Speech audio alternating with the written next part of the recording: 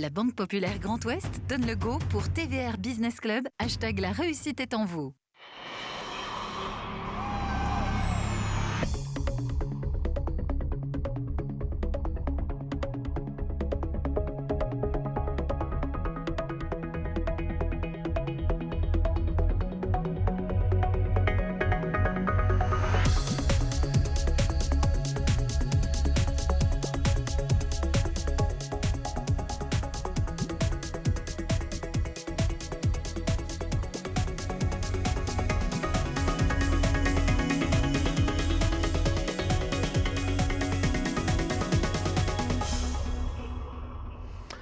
Bonsoir à toutes et à tous, quel plaisir et bonheur de vous retrouver pour ce nouveau rendez-vous du TVR BPGO Business Club, l'économie décryptée par ceux qui la font dans ce fabuleux écrin de l'Atrium. Nous sommes ici à la Banque Populaire Grand Ouest. Merci de nous accueillir comme chaque semaine. Merci à vous, Benoît Cattel, vous êtes le directeur général de la Banque Populaire Grand Ouest et nous allons explorer un nouveau thème économique cette semaine. On va vous en dire un peu plus dans un instant. Une très très belle société dirigée par une dirigeante qui ne manque pas vraiment d'entrain, d'engouement et de développement pour son entreprise.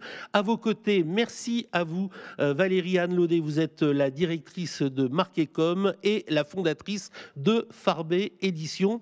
Et grand merci à vous maître Audrey Balugoujon, merci d'être avec nous, avocate, et je sais que l'économie vous intéresse au plus haut point et vous allez être très certainement tous les trois très intéressés d'accueillir une personne qui a créé en 2000 une très belle structure. On va parler d'une île, on sait à quel point l'insularité est très importante également en région Bretagne. Il s'agit de Groix et Nature, entreprise fondée en 2000. Il y a aujourd'hui vraiment au nombre des salariés 36 personnes qui travaillent, mais derrière tout ça, une technicité, la passion du travail bien fait. Je vous demande d'accueillir Marianne Guyader.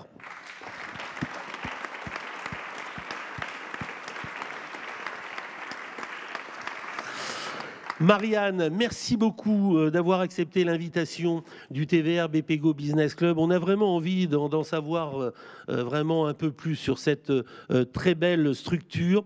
Moi, j'ai envie de dire que Groix et Nature, c'est avant tout une île, des femmes, des hommes et une passion qui réunit tout ça. Bonsoir à tous. Effectivement, on peut résumer l'aventure Groix et Nature de cette façon, étant donné que on est tout d'abord très attaché à notre territoire insulaire, qu'est l'île de Groix. C'était un vrai pari qu'a relevé mon père il y a maintenant 23 ans. Des hommes, des femmes, on est une entreprise très engagée à travers le savoir-faire et puis la découverte des produits. Et puis le côté passionné, évidemment, dans l'agroalimentaire, il est essentiel. On est là pour faire découvrir des goûts, des saveurs, des textures et puis toujours se renouveler. Parce que le nom Guyader, bien évidemment, traverse les générations, plusieurs générations au service aussi d'un territoire et de la qualité des produits. Sans qualité, on ne réussit pas. Oui, alors ça c'est évident, la qualité est essentielle et sur le côté de génération en génération, c'est vrai que je suis la 4e génération finalement d'entrepreneurs au sein de l'entreprise, étant donné que mon arrière-grand-père était charcutier, salaisonnier dans le Finistère et l'entreprise Guyader que dirige mon père a été créée en 1930. Et je me rappelle vraiment de tous ces prix trustés, notamment au Gulf Food. C'était un voyage avec Bretagne Commerce International, c'était à Dubaï et vous aviez quasiment tout raflé. C'est encore un souvenir fort, vivace. Vous étiez jeune entrepreneuse à cette époque, ça devait être février 2014. Oui, exactement, c'est ça. C'est quelque chose qui, c'était vraiment le début, mais vous vous êtes toujours appuyé sur des fondamentaux. C'est ce que l'on va essayer de comprendre à l'occasion de cette émission. Benoît Cattel. Bonjour, merci de votre présence. Moi, j'aimerais mieux connaître votre entreprise. Comment vous pourriez me la présenter au travers de quelques chiffres, mais surtout de ces activités que vous jugez comme essentielles? Qu'est-ce qui est au cœur du modèle de votre entreprise? Alors, au cœur de l'entreprise, il y a tout d'abord 3 valeurs fondamentales qui vont graviter autour de toutes les décisions stratégiques qu'on peut prendre. Tout d'abord, l'attachement au territoire, l'attachement à l'île de Groix. Groix, c'était le 5e portonnier au siècle dernier, le premier portonnier avec 5 conserveries. On est la dernière en activité aujourd'hui. Donc cet attachement est très très fort.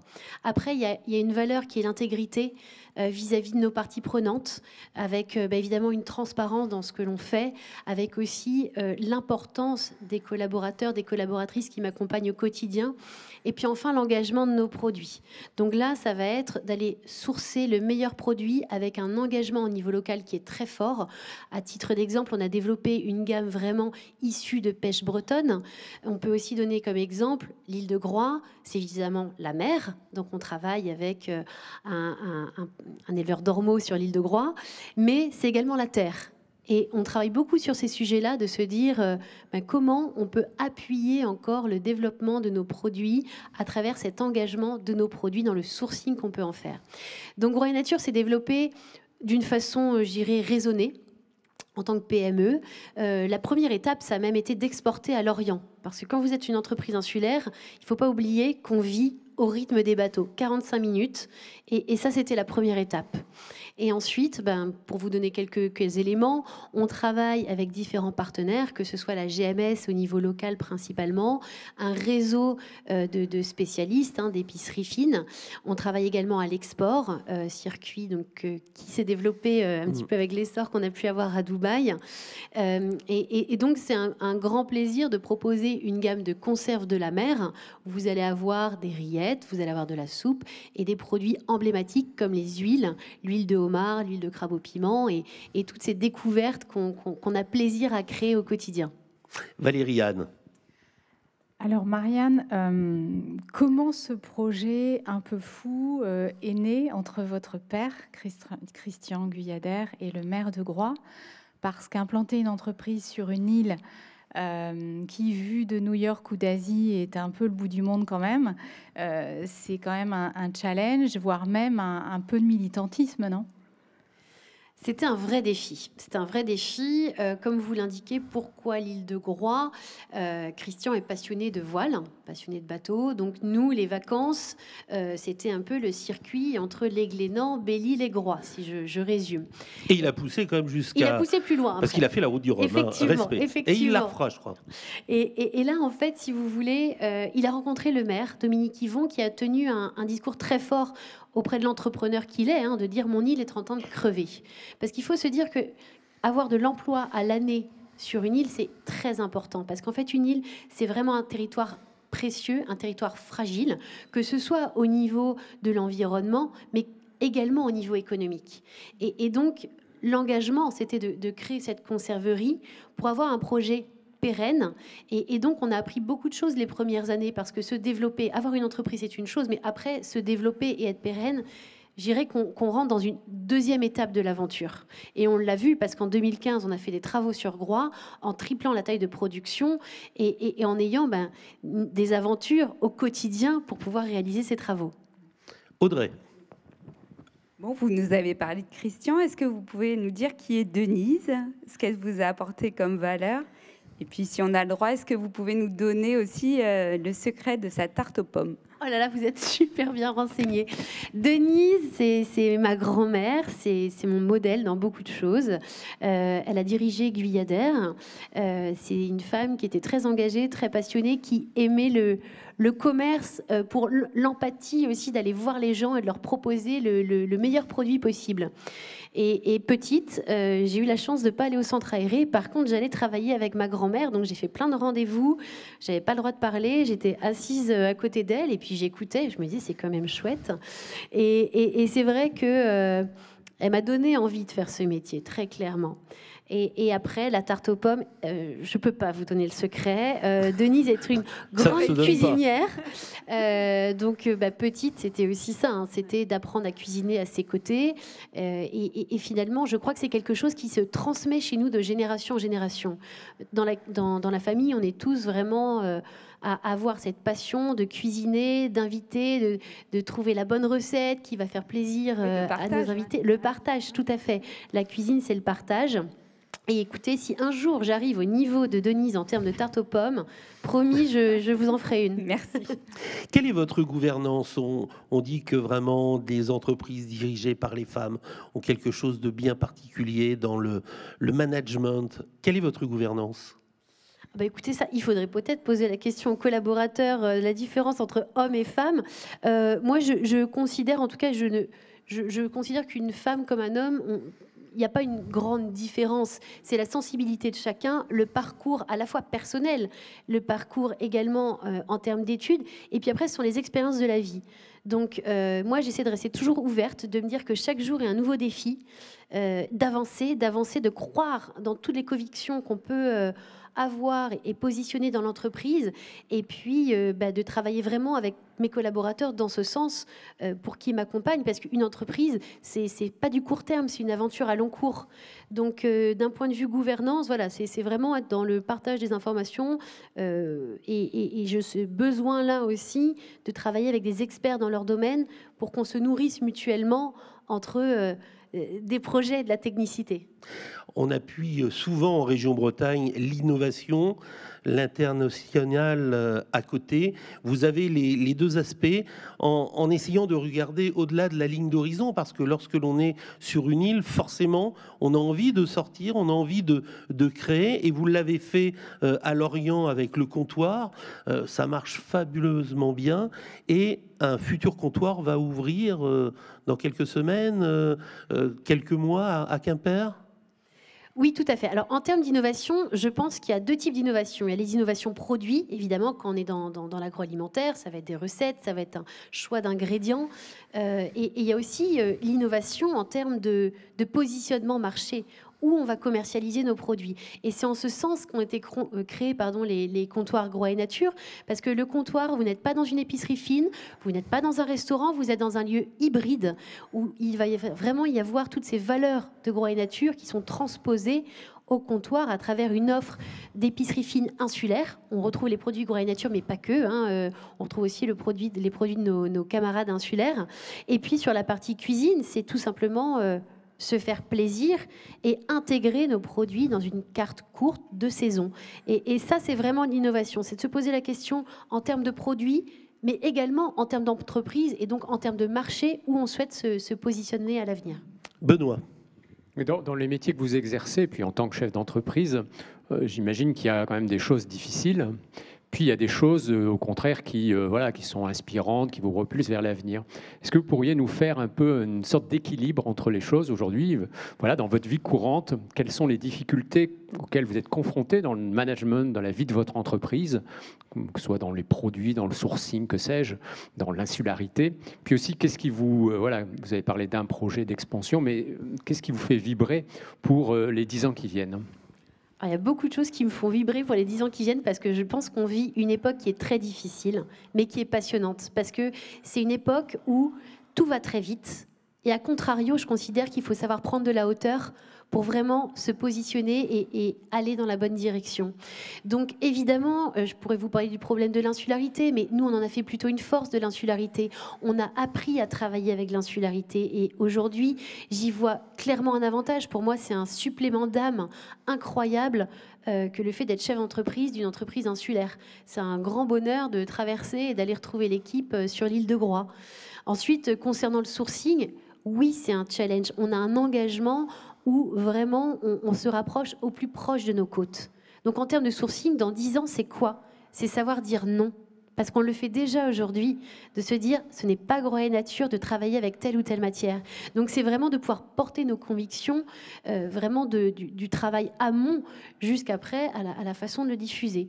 Donc des challenges, il y en a au quotidien. Moi, c'est clairement ce qui m'anime, parce qu'aucune journée ne se ressemble. Et ça, c'est clairement passionnant, en essayant d'avoir toujours un coup d'avance et de se projeter, notamment dans l'agroalimentaire, parce que quand on lit de nombreux articles ou quand on voit demain, que va-t-on manger? Valérie Anne. Avec un nom comme Groix et Nature, vous affichez et revendiquez clairement vos origines et la place de la nature, de l'environnement dans votre stratégie. Est-ce que c'est difficile de faire sa place parmi des marques plus parisienne. Dans les épiceries fines, je pense par exemple pour rentrer au Lafayette Gourmet, boulevard Haussmann, ou au Bon Marché, à la grande épicerie de Paris. Alors, on a effectivement la chance de travailler avec de très belles maisons et qui nous suivent depuis très longtemps. Donc, c'est vraiment un suivi qui s'est installé dans le temps, de par la qualité des produits et j'en suis convaincue aussi, de par la vérité à travers nos produits. Aujourd'hui, Groix Nature est une conserverie qui est donc entreprise qui est au patrimoine vivant, en fait, justement parce qu'il y a toute une conviction derrière ce travail et on est vraiment très transparent vis-à-vis de nos clients. Donc, quand ils viennent chercher un produit ou sourcer un produit chez Groix Nature, il y a à la fois évidemment l'histoire de l'entreprise, mais également la façon dont on travaille. Aujourd'hui, on est très engagé à travers les thématiques RSE en ayant fait différents niveaux d'analyse de l'entreprise pour être de plus en plus vertueux. Et si vous voulez, aujourd'hui, je pense que le client, que ce soit le client final ou l'acheteur, a ce besoin de réassurance et de pouvoir inscrire aussi l'entreprise dans des convictions qui sont recherchées. Audrey. Oui, bon, on va rebondir sur les produits. Moi, je suis allée faire quelques courses avant de venir. C'est gentil. C'est parce que c'est presque l'heure de l'apéro. C'est bon. Ça sent parce que ça sonne la bouteille. Donc j'ai acheté de l'huile de homard que j'utilise moi en cuisine et j'aimerais bien une petite recette peut-être pour les fêtes parce que c'est très facile et ça pimpe un repas très facilement. Et nous dire puis un peu peut-être l'histoire aussi. Oui, c'est l'histoire parce que vous vous êtes énormément fait connaître avec cette huile de homard bleu des côtes bretonnes parce que là vous travaillez sur un must et sur l'aspect très identitaire de votre terroir et de votre territoire. Tout à fait. Alors, c'est une huile de homard. On travaille que du homard bleu, donc qui est l'espèce la plus qualitative. Et pour les passionnés de cuisine, les gourmands, les gourmets, c'est un produit d'exception parce que là-bas, c'est une huile de pépins de raisin. Donc, vous pouvez l'utiliser chaude ou froide. La façon, moi, avec laquelle j'utilise le plus régulièrement, c'est tout simplement sur une petite purée de pommes de terre parce que ça va vraiment booster le goût de votre purée et apporter une touche vraiment incroyable à la recette que vous êtes en train de faire. Mais ça peut être quelques gouttes dans une mayonnaise. C'est une recette qui nous a été inspirée et soufflée par le chef Patrick Geffroy, qui était chef à Carantec. Et c'est vrai que Patrick l'a cuisiné avec des huîtres, en l'associant un terre-mer avec de la volaille. Donc à partir du moment où on a ce goût de la cuisine, et ben vous pouvez vraiment l'utiliser avec par petites touches pour donner un vrai goût de homard dans vos créations. Benoît, qui a déjà ouvert la bouteille pour sentir. Oui. Alors ça sent bon. Ouais, oui, ça te plaît oui, il me manque un peu de pommes de terre. Et voilà. Mais en tout cas, l'emballage est très très joli. Vous faites les bouteilles, vous emballez sur l'île de Groix. Tout à fait. Tout est fait sur l'île de Groix. Là, c'est le dosage, toute la partie justement cuisine et l'étiquetage, tout est fait sur l'île de Groix. D'accord. Et donc, quand on consomme un de vos produits, on sait qu'il est fait à Groix ou bien parfois vous êtes amené à délocaliser? Non, alors tout est fait à Groix. C'est vrai que Groix Nature fait partie de l'association Savoir-faire des îles du Ponant, justement, qui a un gage du respect de la production insulaire. Alors, il y a quelque chose de très vertueux aussi, parce que si on parle au niveau des îles du Ponant, il y a eu toute cette volonté aussi d'arrêter un peu l'exode des Iliennes et des Iliens. Je suppose qu'il y a une grande fierté pour les Groisillonnes et Groisillons de savoir que sur une île, il y a une entreprise qui perpétue aussi cette longue tradition de la conserverie. Oui, alors je pense qu'il y a aussi une fierté de ce savoir-faire et de ce respect des gestes. Quand je disais tout à l'heure qu'on est en train de vivre une époque où tout va vite, on a toujours considéré chez Groix Nature qu'il fallait prendre le temps. Ce qui peut être un petit peu étonnant à notre époque. On prend le temps de fumer nous-mêmes le poisson. On n'utilise pas de colorant, pas de conservateur, pas d'exhausteur de goût. Donc c'est vraiment sur la cuisine qu'on va obtenir le goût et différencier nos produits. Donc nos Saint-Jacques sont rissolés dans du beurre. Il n'y a pas de secret pour avoir... Avec le beurre, tout est meilleur. Bien sûr. Et c'est vrai qu'il y a plein d'étapes que l'on fait encore manuellement. Et je crois que ça, c'est une vraie source de fierté parce que la main de l'homme est présente derrière tous nos produits. Vous perpétuez aussi de longues traditions. Valérie-Anne.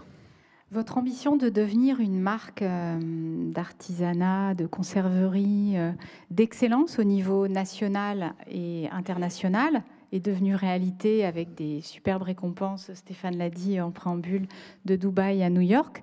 C'est quoi votre prochain rêve ? J'en ai plein des rêves. Je dirais de respecter déjà nos valeurs et de poursuivre à se développer. Et ça, c'est, je pense, ça peut paraître simple et pourtant, pour moi, c'est une vraie ambition de maintenir ces 3 piliers de valeur dont je parlais tout à l'heure et de poursuivre le développement de l'entreprise, que ce soit à travers de nouveaux produits. Évidemment, là, j'ai plein de rêves en termes de produits et plein d'idées de ce qu'on va pouvoir faire découvrir aux consommateurs. On parlait des comptoirs, ça aussi, c'est des rêves et c'est des beaux projets parce que ça s'inscrit toujours dans le territoire et toujours dans la communication à travers ce qui est fait sur l'île de Groix. Et quand vous vous appelez Groix et Nature, avant de parler d'une rillette de sardines ou d'une rillette de saumon, vous expliquez ce qu'est l'île de Groix. Et ça, que ce soit en France ou partout dans le monde. Audrey. Oui, justement sur cette question de Groix, est-ce que vous pouvez nous parler d'Erwan Tonner, qui est quand même fascinant, et peut-être les traits de caractère principaux des Groisillons et Groisillonnes? Alors, Erwan, que je connais depuis longtemps maintenant, Erwan, donc élève des ormeaux sur l'île de Groix, des huîtres également, c'est un passionné et j'ai un grand plaisir à collaborer avec lui et une admiration pour sa technicité. Je vous invite, si vous allez sur l'île de Groix, à venir bien évidemment découvrir la conserverie, mais à aussi aller visiter chez Erwan Tonner son élevage d'ormeaux. On travaille avec Précision, ils ne sont que 2 dans le monde à élever des ormeaux. 2 en France, oui, Ouais. tout à fait. Et c'est vrai que on travaille avec lui autour d'une conserve d'ormeaux marinés au piment de Groix. Donc là, on était vraiment sur un produit extrêmement local. Et c'est vrai que Erwan permet aussi, sur l'île de Groix, d'avoir un produit, une matière première d'exception. Et on collabore ensemble, parce qu'on est coprésidents tous les 2 de l'association Savoir-faire des îles du Ponant. C'est un vrai passionné et je vous conseille d'aller échanger avec lui. Moi, ça fait 20 ans que je le connais et il m'a appris énormément de choses, à la fois sur ses produits, mais aussi à travailler sur une île. Quand vous me parliez des insulaires ou des caractères insulaires, moi, je considère que c'est des gens très francs, qui disent ce qu'ils pensent, qui sont passionnés.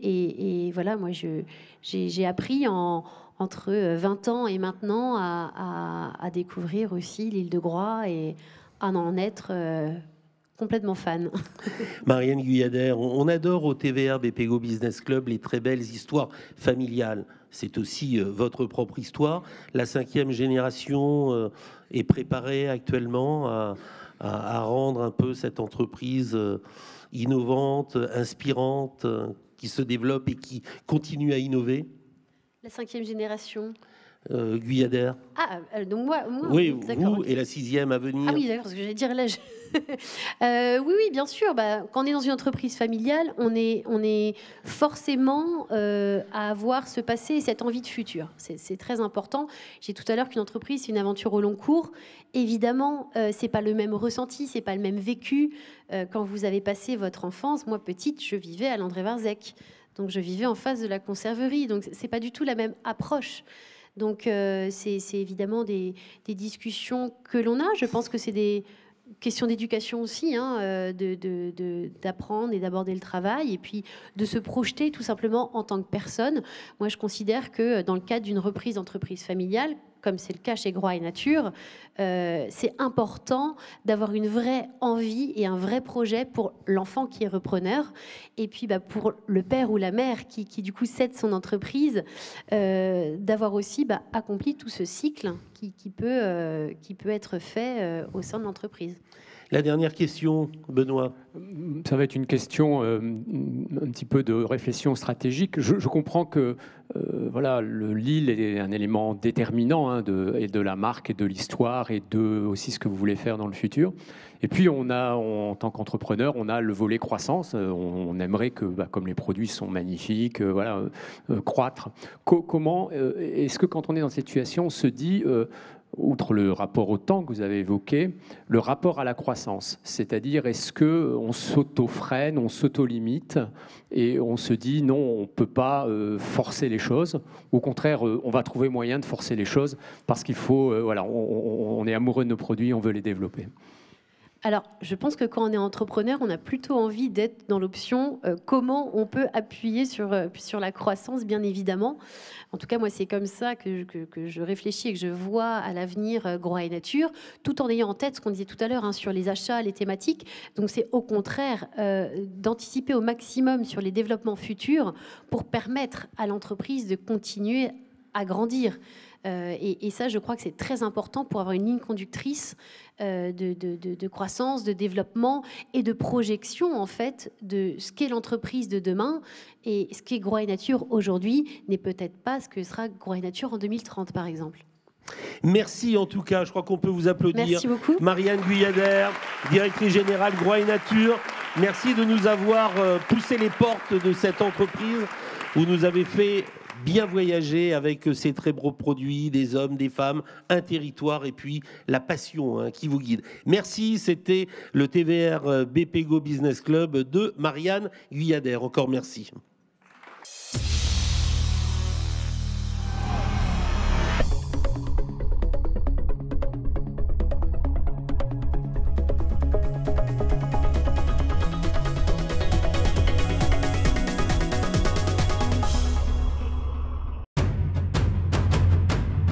La Banque Populaire Grand Ouest donne le go pour TVR Business Club, #la réussite est en vous.